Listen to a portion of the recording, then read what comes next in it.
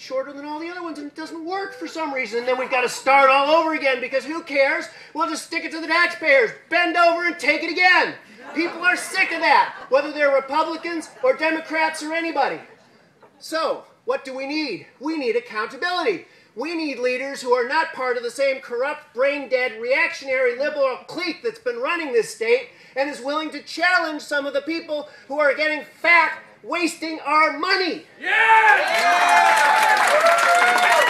is a target-rich environment, folks. You can hardly stumble through the gardens of public policy without finding one of these weeds anywhere. Let's just tack on 4% to every subcontract in the Columbia River project, and who cares if there's no contractual authorization? And nobody ever goes to jail for anything, no matter what they do, whether it's the underage boys, or the underage girls, or the subcontract padding, or the outright stealing. Nobody's held accountable. Everybody's sick of that. You can persuade even your Democrat friends that we need at least one Republican, the Attorney General, who doesn't make laws but can keep the other people honest. But we really need to get out there and elect all the Republicans. We need to elect people like Newt Buehler, who can go out there and do audits and start uncovering these things and sending me the reports so I can send them up the river. And we need to elect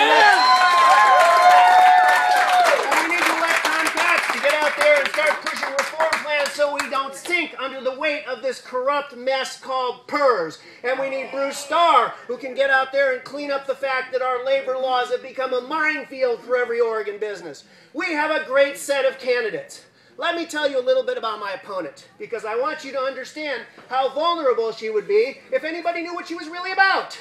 She says she's all about protecting the vulnerable and all about good government.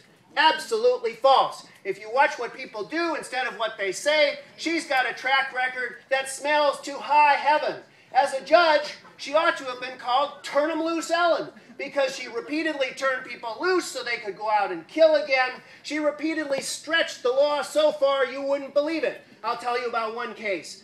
Benton County, some pervert's working in a nursing home. He's convicted of 21 counts of rape, sodomy, and forcible sexual abuse of elderly women with Alzheimer's. He's sent up the river. The case comes in front of my opponent. What does she say? It's not enough that we have the circumstantial evidence putting him there volunteering to spend the night for no apparent reason. It's not enough that he volunteers the activity to the policeman. It's not enough that he formally confesses later. It's not enough that he makes telephone calls from the jail to his relatives admitting to them that he did it. No, there's not enough evidence. We have to turn him loose so he can walk out the back door of the jail and start working on old women again.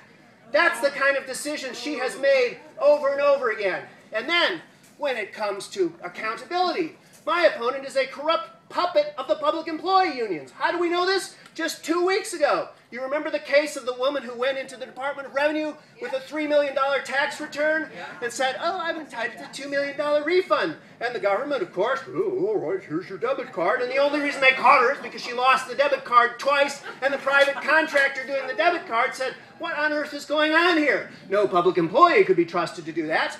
Turns out, yes, her tax return was flagged by the computer, and 4 separate employees missed the job. But my opponent says we're not entitled to know who they are, we're not entitled to know exactly what they did wrong, just trust us, pay no attention to the people behind the curtain, and bend over again and pay for it. That's what our current leaders are about.